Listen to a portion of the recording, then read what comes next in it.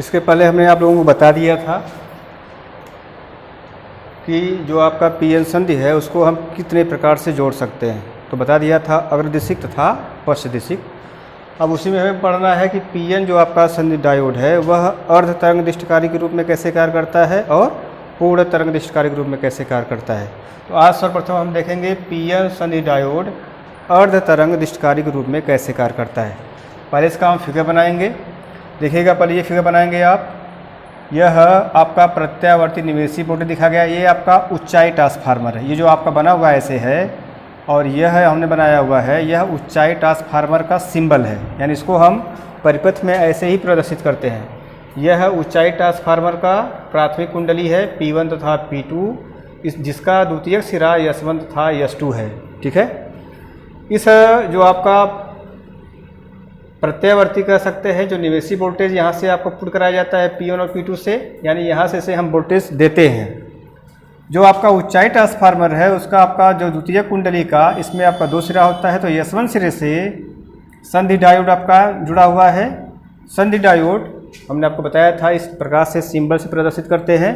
तो यह P सिरा होता है और यह N सिरा होता है। तो S1 सिरे से आपका संधि डायोड जुड़ा होता है।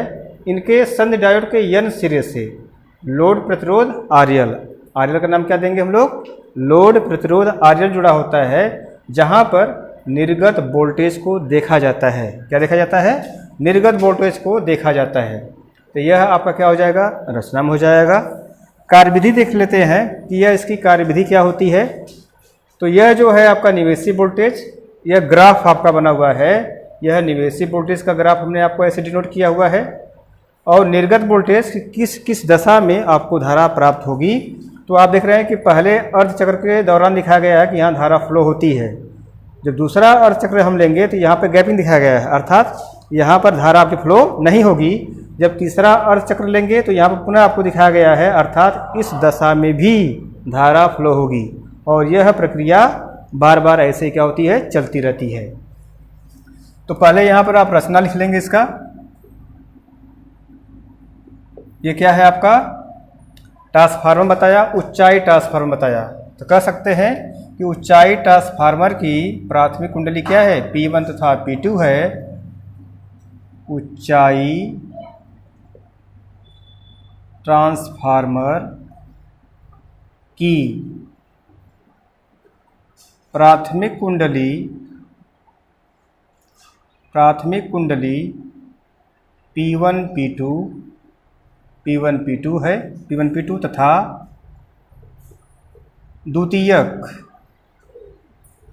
द्वितीयक कुंडली, चाहे इसको सिरा भी बोल सकते हैं भाई, द्वितीयक कुंडली S1 S2 है।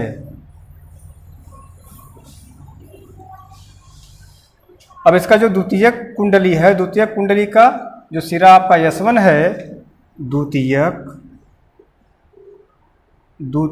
कुंडली के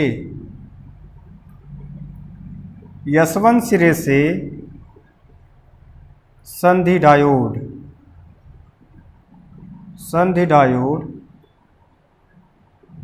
जुड़ा है। फिर क्या है? संधि डायोड के N सिरे से क्या जुड़ा हुआ है? लोड प्रतिरोध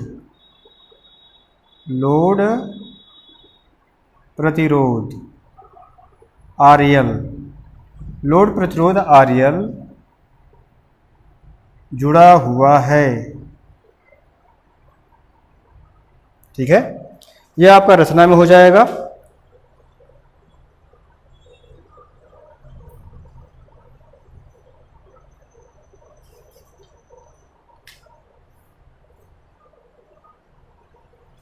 जो आपका लोड प्रतिरोध है यह RL है। इसके बीच हम क्या करते हैं? जो निर्गत वोल्टेज प्राप्त होता है उसको देखा जाता है। अब इसके आगे देख लेते हैं। ये आपकी रचना हो गई। कार्यविधि में देख लेते हैं। कार्यविधि इसकी काफ़ी आसान है। कार्यविधि में हमने आपको बताया जो निवेशी वोल्टेज है इसके पहले अर्धचक्र के दौरान, जब पहला अर्धचक्र आप लेंगे तो इसको क्या मानेंगे? हम धनात्मक मान लेते हैं। जब यह धनात्मक माना जाएगा तो द्वितीय कुंडली का जो S1 सिरा है यह क्या होगा? धनात्मक होगा। जब यह धनात्मक होगा तो यह संधि डायोड किस क्रम में होगी? अग्र अभिन्नत क्रम में होगी। किस क्रम में? अग्र अभिन्नत क्रम में होगी। अग्र अभिन्नत होने की दशा में यह संधि डायोड क्या करती है? कार्य करती है। कार्य करने का मतलब ये हुआ कि लोड प्रतिरोध RL पर धारा क्या होगी? प्रवाहित होगी। अर्थात जो आपका निवेशी वोल्टेज का प्रथम अर्धचक्र दौरान है इसके दशा में यहाँ पे धारा क्या होती है? फ्लो होती है। अर्थात लोड प्रतिरोध RL पर धारा प्रवाहित होती है। जब हम दूसरा अर्धचक्र लेंगे उस दशा में जो आपका S1 सिरा है, S1 सिरा क्या मान लेते हैं? ऋणात्मक मान लेते हैं। जब S1 सिरा को जब ऋणात्मक माना जाएगा तो उस दशा में S2 क्या हो जाएगा? धनात्मक हो जाएगा। जब S1 आप ऋणात्मक मानेंगे तो यह संधि डायोड इस दशा में क्या हो जाएगी? पश्च अभिन्नत में हो जाएगी और पश्च अभिन्नत में धारा फ्लो नहीं होती है, अर्थात लोड प्रतिरोध पर धारा प्रवाहित नहीं होगी। इसी प्रकार से यह प्रक्रिया क्या होती है? बार बार दोहराई जाती है। फिर यहाँ प्लस लेंगे इसमें धारा फ्लो होगी, फिर आगे जाएंगे लेंगे तो धारा फ्लो नहीं होगी। यह प्रक्रिया इसी प्रकार से बार बार दोहराई जाती है। लिख लेते हैं, हेडिंग बनाइएगा, कार्यविधि। कार्यविधि लिखेंगे, निवेशी वोल्टेज के पहले अर्ध चक्र के दौरान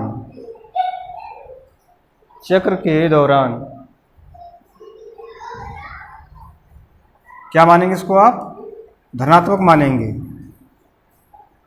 धनात्मक माना। निवेशी वोल्टेज के पहले अर्ध चक्र के दौरान धनात्मक माना। किसको धनात्मक माना? S1 सिरा को। चलिए S1 सिरा को धनात्मक माना। जब इसको धनात्मक मानेंगे तो इस दशा में S2 क्या हो जाएगा? ऋणात्मक हो जाएगा। धनात्मक माना, S2 क्या हो जाएगा? ऋणात्मक। S1 सिरा को धनात्मक माना तथा S2 क्या हो जाएगा? आपका ऋणात्मक हो जाएगा। धनात्मक माना तथा S2। जब S1 सिरा को आप धनात्मक मानते हैं तो यह संधि डायोड किस क्रम में हो जाती है? अग्र अभिन्नत में। S1 सिरा को धनात्मक माना तथा S2 क्या हो जाएगा? ऋणात्मक। तब S1 के धनात्मक होने के कारण संधि डायोड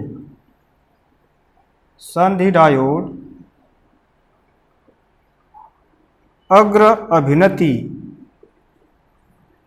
में हो जाता है। तो इस दशा में यह कार्य करता है तथा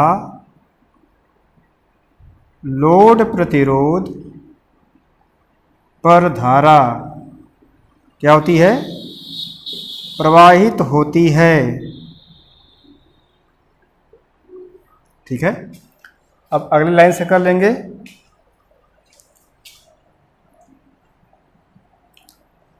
निवेशी वोल्टेज के दूसरे अर्ध चक्र के दौरान S1 को क्या मानेंगे आप? ऋणात्मक। ये हमने दिखाया माइनस, ऋणात्मक। जब आपका यह सिरा क्या हो जाएगा? ऋणात्मक हो जाएगा तो S1 जब ऋणात्मक हो जाएगा तो S2 क्या हो जाएगा? धनात्मक। S1 को ऋणात्मक माना तथा S2 क्या हो जाएगा? धनात्मक।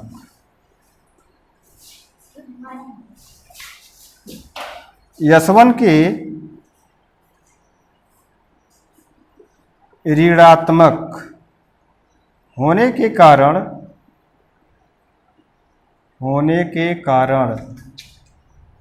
संधि डायोड किस क्रम में हो जाएगा? पश्य अभिनत, पश्य अभिनत।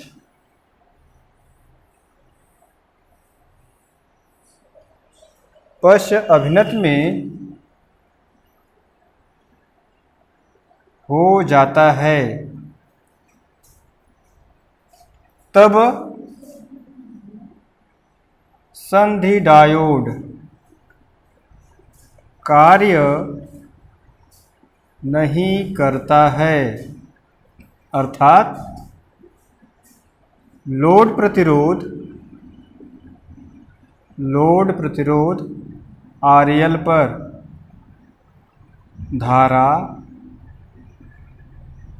प्रवाहित नहीं होती है। यह प्रक्रिया